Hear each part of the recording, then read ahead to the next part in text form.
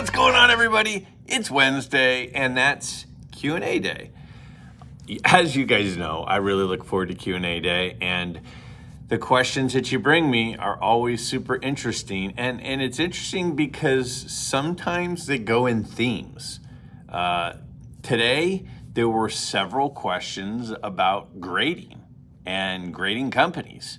So I'm always happy to give my thoughts on that. I'm happy to give my thoughts on just about anything. Now, last week, if you'll remember, I only had 4 questions. And the reason I had 4 questions instead of my normal 5 is because you all only asked 4 questions. This week, I got about 10. So I'm not going to be able to get to all of them. So as a result, again, just be patient with me. If you're interested in your question being asked and it wasn't this week, please just ask it again in the comments below. And I will get to it, I promise. There's no question that I'm dodging or avoiding. It's just a matter of trying to find a group of questions that seem to kind of go together each week. So with that said, let's go ahead and stop the delay and get straight to our first question here. When I was a kid collecting cards, it was all about getting the player we liked. As I got back into the hobby later in life, it seems the hobby has so much focus on grading. Have we gotten away from a hobby that was all about fun and is too focused on money? So there's no doubt about it. Absolutely no doubt that things are different than it used to be. You know, my dad's generation, the baby boomers, when they were collecting cards, it was about collecting cards and collecting cards of the players that you liked. And then same thing for my generation, those of us that collected cards through the 80s and early 90s, we were collecting cards of the people that we like.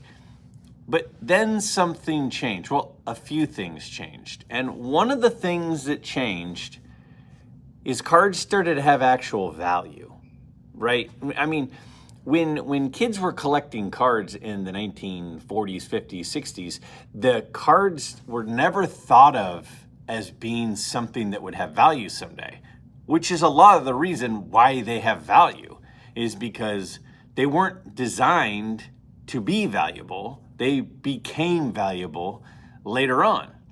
And to a certain extent, there was a lot of that in the junk wax era as well, because they were making so many of them. I don't think anybody really thought that 88 Topps Don Mattingly card was going to someday be worth hundreds of dollars. It was just like, I'm collecting it because I like Don Mattingly, or I like the Yankees, or I collect the All-Stars from this time period. I don't think anybody really ever thought that particular card would be worth a fortune. And if you look back at the old Beckett's from the junk wax era days, and you look at what cards were worth, vintage cards, there was some that were worth some decent amounts of money, but nothing life-changing. That's what has happened over the last 20 years, is there are cards that are now worth life-changing amounts of money. You know, if you have a high-end Joe Jackson Cracker Jack card, that's a life-changing card. If it's an 8, I think I saw an 8.5 the other day. That's a life-changing card for a lot of people. You know, some of the, and the fact that people are pulling brand new products, cards that are being produced right now, and those cards are life-altering amounts of money, is bonkers, if you ask me. I mean, it makes absolutely no sense. So have we gotten away from collecting who we like and gotten to these as being monetary assets? Absolutely. And what happened, why is that? Because the obscene amount of money that some of these are selling for. Now, should they be selling for that amount of money? It's a different story. But they are selling for crazy amounts of money. And there are vintage cards selling for crazy amounts of money. There are modern cards selling for crazy amounts of money. But there are lots of cards selling for crazy amounts of money. And like anything out there, when money gets involved, things get a little nutty. You know, you might have a family member who has always been a great person. And then all of a sudden we start talking about inheritance. And it's time to go over the inheritance, and people get goofy. Money is the root of a lot of negative things, and the desire for money is the root of all evil. I mean, it is at the epicenter of evil is the desire for money. And so, yeah, absolutely things have changed. And to those of us who are more identify as a collector than an investor, a lot of people are disappointed in that shift. And a lot of people are in the hobby now because of the potential financial gain from it. So, and there are people that have left the hobby because it has become too financially fiscal centered. I certainly don't have an answer or a solution for this, but has it changed? Yes, it has definitely changed. Has it changed for the worse? Depends on your perspective. But again, whenever money gets involved in things, people do strange things, whether it be at work, whether it be with family, whether it be selling anything, buying anything. You see behaviors from people that are not their normal behaviors as soon as large sums of money start getting involved. It's an unfortunate reality, but it does seem to be that way. And are cards different than they used to be? 100%, maybe not 100%, but they're largely different. And a lot of that is the result of the insane amounts of money that some cards sell for. Do you think the impact of the PSA Set Registry on the hobby is positive or negative? It's a great way to log and digitally display collections, but it's a huge part of why PSA continues to dominate the grading market despite the company's flaws. I think this is a very intriguing question. I think it's a very, very good question of the set registry. Is it good for the hobby? Is it bad for the hobby? Has it changed the hobby? And I think it's possible it's a little of each of those things. Now, here is my particular thought. I believe that from the start, the point of cards being graded is to be a guide. It was not to be the final answer of what card is better. It was a guide. That's just kind of my take. I think that was the original intention. But what happened was, by nature, a lot of us, and in America especially, we're kind of bred to be competitive. And I have nothing against competition. I think there is a lot of good that comes out of competition, and I'm an insanely competitive person. It's one of my best attributes, and it's one of my worst attributes, depending on the situation and the circumstances. But what the set registry did, one of the things the set registry did, is it created competition. Anybody who's ever had one of the higher set registries has become very aware of their ranking and is very aware of what cards they need to increase in order to, or upgrade, I should say, in order to increase their ranking in the set registry. What that did is it took the cards from being enjoyable cards that were just there to enjoy to placing a not a numeric value as far as like money, or not a monetary value, but an actual numeric value on which card is better than another. Now, I think we've all had experiences. We've all had experiences where we've seen two cards and we say, I think this one is better than this one, but the grades don't reflect that. And for some of us, it might be our eye. Like some of us like centering. Some of us like sharp corners. Some of us like crisp images with bright colors. we all have a different set of things that appeals to us. So regardless of why one stuck out as better than the other, I think what has happened is instead of trusting our gut on what we think is better, we've kind of been trained that, oh no, even if I think the card that doesn't look as good is better than the card I like more, we've been trained to go, you got to go with the one with the higher grade because it's better. And part of the reason why is because we're competitive. And part of the reason why is because it helps somebody's set registry ranking. See, the set registry ranking is literally a mathematical calculation based on the average grade of each of the cards in whatever that registry is, whatever that set is. And some cards are weighted more heavily than others depending on the value of the card, the rarity of the card, the demand of the card. And so as soon as people started looking at two cards and saying, I think this one looks nicer, but I need this one because PSA says it's better and it's going to help me on the registry, we started losing trust in our own eyes. And we started going away from what we prefer. And we started going toward what PSA prefers. Because PSA graded it higher, it's worth more. That's not the case for everyone. I've never had a card in the set registry. I know a lot of people who have. I've mentioned that my dad was in the set registry for his 59 and 60 sets. And I can tell you, it definitely is a competitive thing. It's an addictive thing, and people want to move up in the registry. And I get that. But it definitely took a lot of collectors, a lot of high-end collectors, away from what do they prefer and towards what PSA prefers.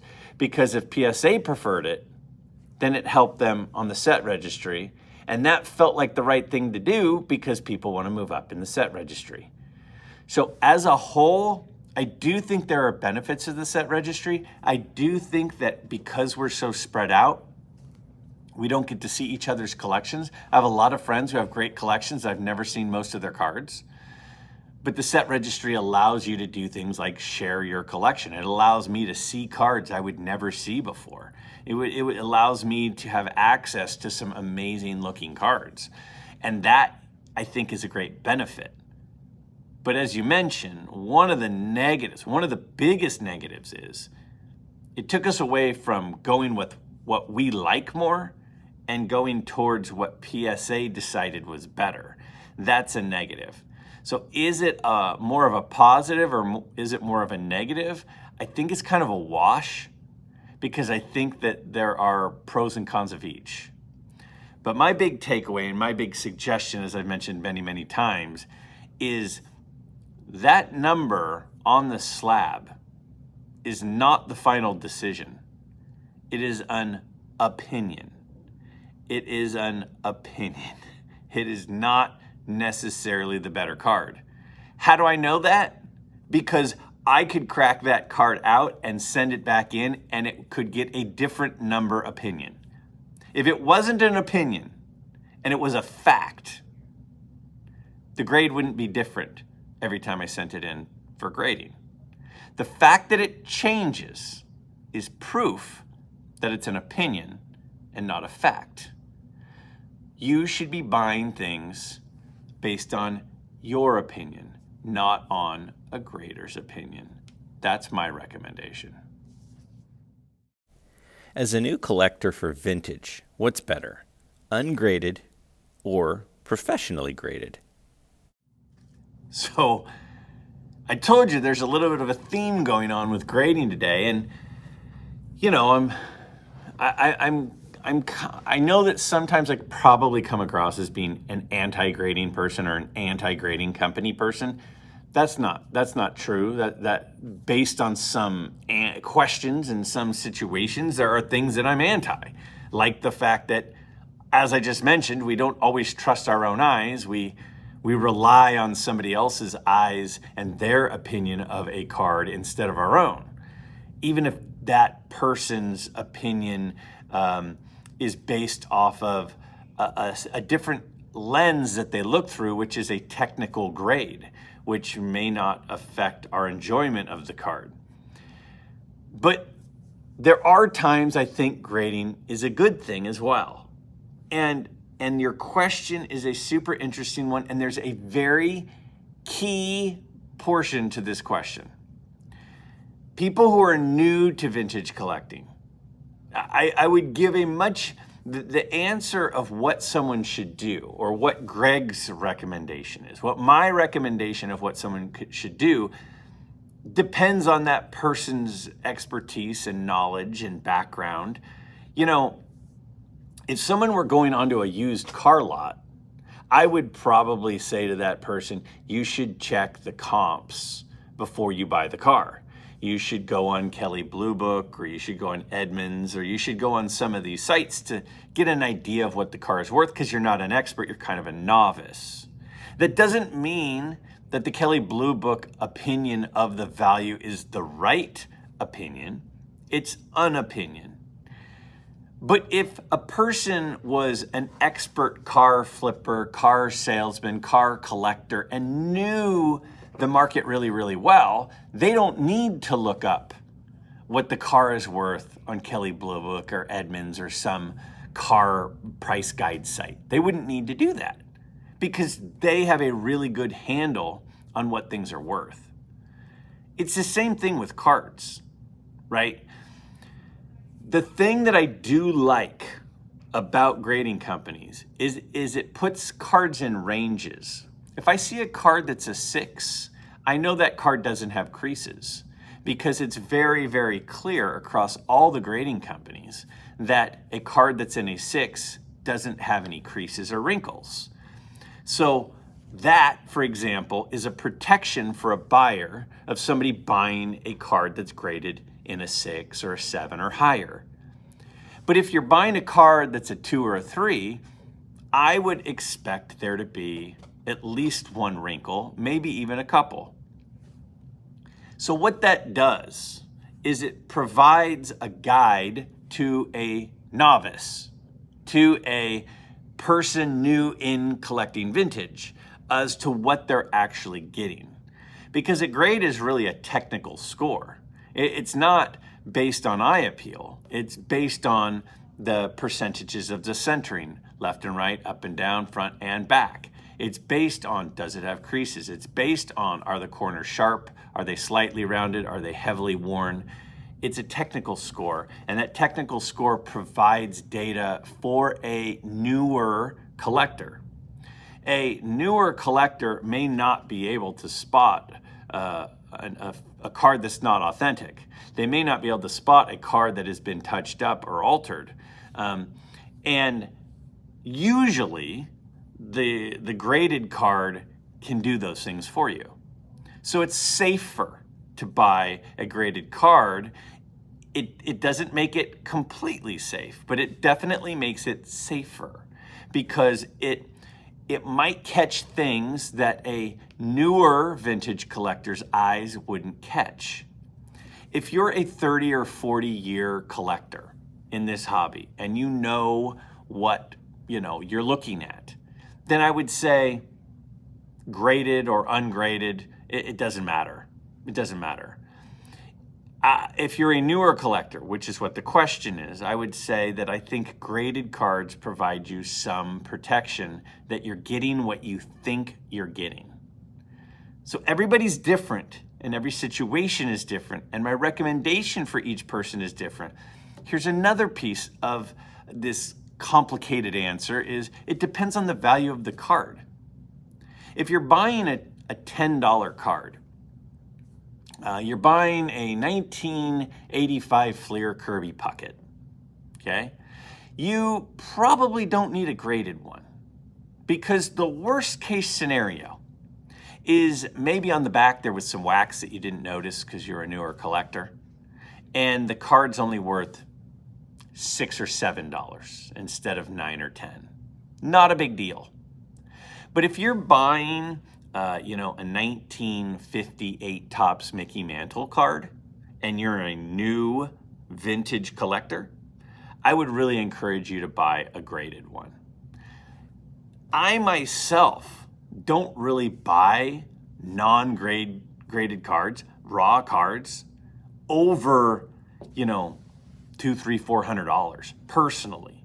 Even though I feel like I could spot a lot of the issues, I still just am not really that comfortable with it. So to answer the question, short story, very long, is if you're a newer collector, I would lean toward graded, assuming that the card is not a super cheap card. If it's a super cheap card, probably doesn't matter. The risk isn't that great. But if you're buying expensive cards and you're buying cards as a newer collector, I think graded cards are the much safer way to go because you're getting a much more known commodity, which is also easier to get a comp for through some of the, apps that are out there and by checking eBay and stuff. It's a lot harder to comp a vintage card that has not been graded for a novice than it is to comp a graded card for a novice. So I hope I answered the question, but I did my best. What is a card that you traded away and you wish you could have a do-over? So this is a question that I've gotten a few times. I know that I answered it once in a live stream. I was in a live stream, I don't remember which one. I was in a live stream and somebody talked about, kind of making a mistake and selling something you should have or getting rid of a card that you wish you hadn't. I'll be honest with you, most of the cards that I've had in my collection at this point have been not that difficult to replace. I mean, if you've got a nice 1963 Pete Rose rookie card and you decide to part with it, you're going to be able to get another one fairly easily. You could probably get one, you certainly could get one right now. Now, the price might not be your favorite price, but you could certainly replace that card. So whenever we're talking about like economics or anything economic, one of the factors of the value is how difficult it is to replace something. One of the reasons that the value of life is so valuable is because you can't replace it, right? Healthcare is very expensive because there's not really an alternative. If you are laying on a stretcher and you're in cardiac arrest, people would pay pretty much whatever it is that they need to pay to get revived, right? You can't put a price on that because there's no replacement for it. But a card like the 63 Topps Pete Rose, there's a lot of them. There are a lot of those out there.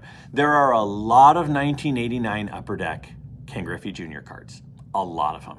So if you have a 9 or a 10 or an 8 or a 7 and you decide to sell it, you could get another one very easily.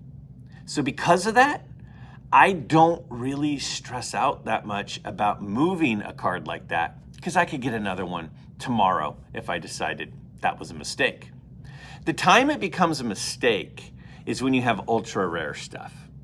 When there's stuff you don't see very often, that's when it becomes a mistake. And quite frankly, I haven't had a lot of that stuff in my collection ever. I'd like to, but it's expensive.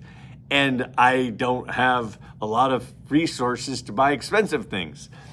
So I haven't had a lot of times like that. So it's the things that are rare and the things that are expensive where you might feel that way. There's one thing that I sold a while back that I regret. That one thing is there was an architect who had all of the original blueprints to the original Yankee Stadium.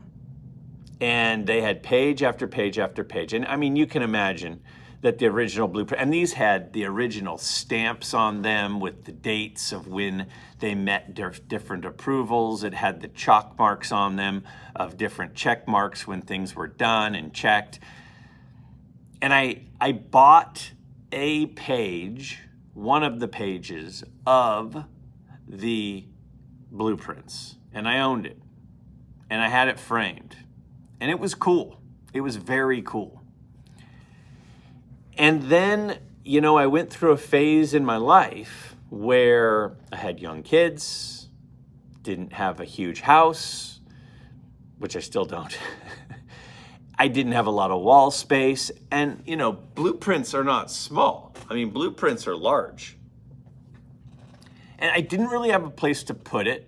It felt weird to have in my dining room blueprints from Yankee Stadium when you've got 2 young daughters and a wife and yourself in the house. And it just kind of felt out of place. So I'm like, well, what am I going to do with it? So I just had it kind of like in the closet for a while. And I was like, this is just taking up space. I think I'm just going to sell it. And I did. And I regret it. I wish I hadn't sold it. I wish I still had it. It was something that I think was very cool. But it was something that didn't seem practical to have and be taking up as much space in my house as it was. And I consider myself a very practical person. So when I have something that doesn't feel practical, I usually move on from it. I regret that one. But as far as cards go, I've never really had a card so cool and so rare that I couldn't replace it. So I've never really had a card that I think would fit that description. Greg, what are your thoughts on sticker autos compared to on-card autos? So I like this question. I'm gonna start my answer in a direction that you might say, what is he talking about? Where is he going with this? So I remember when I went to New York City with my dad and my brother, and we did a tour of Yankee Stadium. And within a year of that, my brother and I also did a tour of Fenway Park. And so I remember, and I don't know what they do now and what the tours include now, but when we went to Yankee Stadium, we got to sit in the dugout. Like you're sitting in the dugout, you're standing in the on-deck circle. We walked the track around the outside. Fenway Park, sit in the dugout, go up in the press boxes, go into the Green Monster, down, below and through behind where they do the scoreboard in there. And the thing that I remember that was so cool about that is as you're sitting in the dugout, you're like Mickey Mantle and Babe Ruth and, Derek Jeter and Reggie Jackson and, Lou Gehrig, all these guys stood in this exact spot. It stood in this exact spot, which is amazing. You're walking around Fenway Park and you're like, man, that is the spot that Ted Williams hit home runs and caught fly balls. Like, not just Ted Williams, but I mean, obviously all American leaguers came through there, but it was like special because you're standing in a spot where this history took place, right? And to a certain extent, I know this is going to make me sound weird, but a lot of people have gone to Disneyland in Los Angeles. Like a lot of people. A lot of people have been there. And there are certain places you can say, hey, on Main Street in Disneyland in Los Angeles, that spot where you're walking down and it's like, the brick street. Like, so many other people have been to that exact spot. Even if they didn't go when you went, it's this common spot that you visited. That's what makes some of those things, to me, super special. That's why new stadiums are kind of a downer.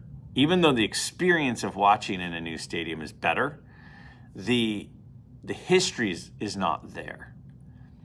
So, when we're talking about a sticker auto versus an on-card auto, to me, the thing that makes an on-card auto cool is that that player touched that card, took a pen, applied it to that card, and signed their difficult to forge autograph. That's really cool. Now, a sticker auto. What a sticker auto is they send sheets of little clear stickers, sheets of them with thousands of them to the player. And the player sits there while he's watching movies and TV and just next one. Just one after another with no thought. And doesn't even touch the sticker. The pen does, but that's it. How can you compare, like, I have Willie McCovey's autograph on a card. And I was at the show when I handed him the card. He took the card. He signed the card. He handed me back the card. Versus somebody signed a sticker while half paying attention while watching an NBA basketball game. Those things aren't comparable. So for me, do I have any sticker autos? I don't think so.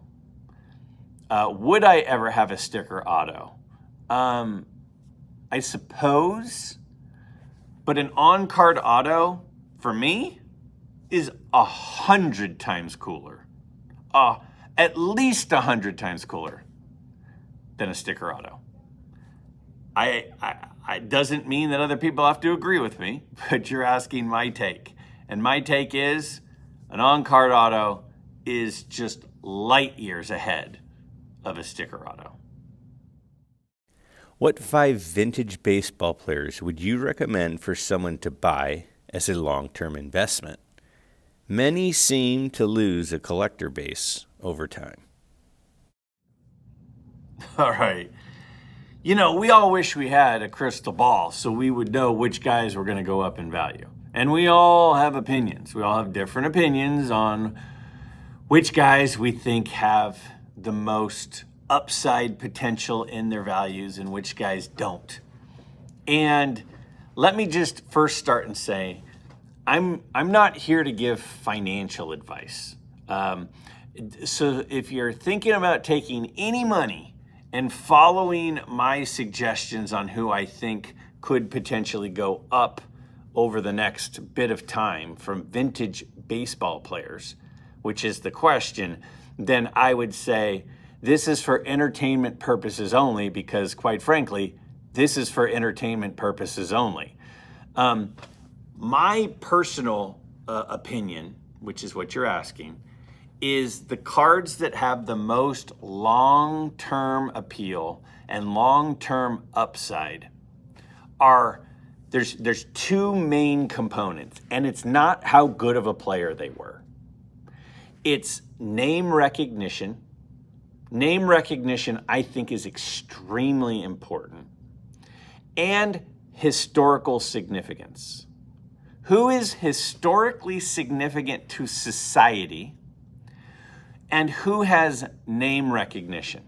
In my opinion, those are the 2 number 1 things as far as long-term lasting value. There are a lot of really good players that a lot of people wouldn't know their name. I could say, Monty Irvin, very, very good player, an important player, a Hall of Fame player. A lot of people would have never heard his name. So I think his long-term potential, his long-term upside is not as high as some of the other people I'm going to suggest. Now, I think there are a couple of clear-cut, no doubt about it, very, very high name recognition and very high, historical significance. After I read this question, I went and I asked Lucy. Now, Lucy is my 16-year-old daughter who has been to a handful of baseball games, and the only baseball game she's ever watched on TV is when I'm watching a game on TV and she comes into the room and hangs out with me for a little bit. So I wouldn't call her a baseball fan. I wouldn't say she doesn't like baseball, but she's not a baseball fan. I said, Lucy, name 3 baseball players of all time that you know of. And she quickly said, Jackie Robinson, Babe Ruth. Quickly said those 2. I think both of them have a huge historical significance, not just on the sport, but on society. And they both have huge name recognition. So without a doubt, those are 2. And in my opinion, it's those 2 are way above everyone else as far as those 2 categories. Now, Lucy kind of went back and forth and thought for a while, and then she eventually gave me her third name of Derek Jeter. Now, you're asking for vintage players, so I'm going to focus on vintage. But my kind of, hypothesis that I threw out there was I thought she would say those 2, and the reason I asked for 3 is because I was curious who the third one would be. So you go, who has big name recognition and was historically significant? And that is the next group of people that I think I would include in my top 5. Now, one of the people that I think was very historically significant and has high name recognition is Mickey Mantle. New York, the name Mickey, it sounds good, it looks good, his signature is recognizable, likable character, likable player, power guy. He checks a lot of the boxes. So again, it's 1 and 2 for Jackie and Ruth, and then for me, it's a huge drop after that. And you say, well, you're talking about historical significance and name recognition. And the question was about which guys are going to have the best investment go up in value the most over. I think that's synonymous. I think the people who go up the most are the people who are the most historically significant and have the most name recognition. Again, I don't think it's about how good you were. I think it's about those 2 things. So Jackie and Ruth, to me, are 1A and 1B, not even close. The other 3, since you're asking me for 5, the next one I would say that's in the group of 5 is Mickey Mantle, for the reasons that I mentioned. After that, for me, it gets a little bit harder. There are a few names that jump out at me, but some of those names are so much further down the list of name recognition, it's very difficult to put them in the same category as those 3. Some people would say Lou Gehrig. Now, Lou Gehrig does have the Lou Gehrig's disease, which keeps his name active in society. He obviously has an amazing story. He obviously was an amazing talent. He obviously has some historical events that are very memorable and was just an incredible player on the biggest team at the time, winning all the championships. So I could see why someone would include him. I think for me, I wouldn't include him. I think that I understand why someone would include him, but he's not in my particular 5. Ted Williams was a war hero, and I think had he not missed so much time because of fighting in the war, I think that he potentially could have a lot of records that he doesn't have because he missed time. So the guy's a war hero, and he's, the most famous Red Sox ever. Well, he's the most famous guy whose career was dominated with the Red Sox. And he is arguably the best hitter ever, again, now I'm getting in the weeds. But so he's on my short list to fill out my last 2 spots.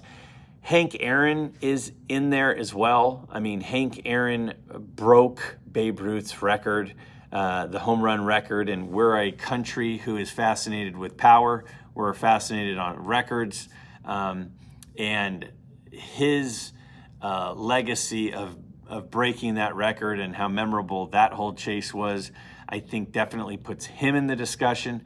I think Willie Mays is in the discussion, because I think a lot of people consider him the best all-around player of all time. I personally, if you're talking about all aspects of the game, from, defense, speed, power, hitting, everything, I think Willie Mays is probably my top guy.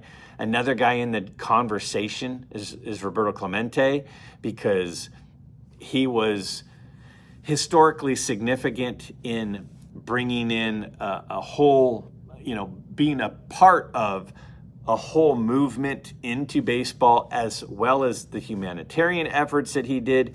He's a hero in his own right in the things that he did, and was a tremendous player. Ty Cobb is in the discussion. When Pete Rose is chasing a Cobb's record, he's very relevant. He's got a very recognizable name. He's got a very recognizable signature. What he was like as a character is, certainly something I've read about, but obviously never saw. So those guys are all kind of in the discussion for me. I hate being pinned down to have to pick 5, but I'm going to play along and do it. So I'm going to go Jackie Robinson, Babe Ruth, Mickey Mantle. I'm going to say Willie Mays. And I'm going to say, man, it's tough. It's really tough. Man, this is tough. I'm going to say Clemente.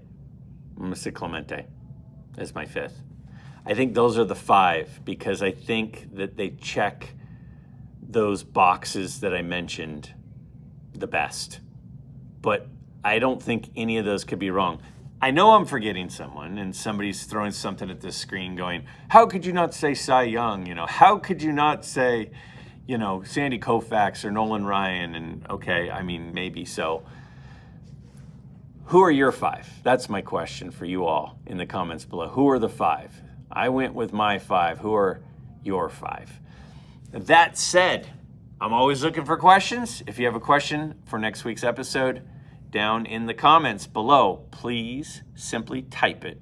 I look forward to seeing what you all are interested in, and I look forward to seeing your reaction to some of my opinions on this week's episode, because I have a feeling some of them may not be as popular as some of my opinions in weeks past. So let me know how I did.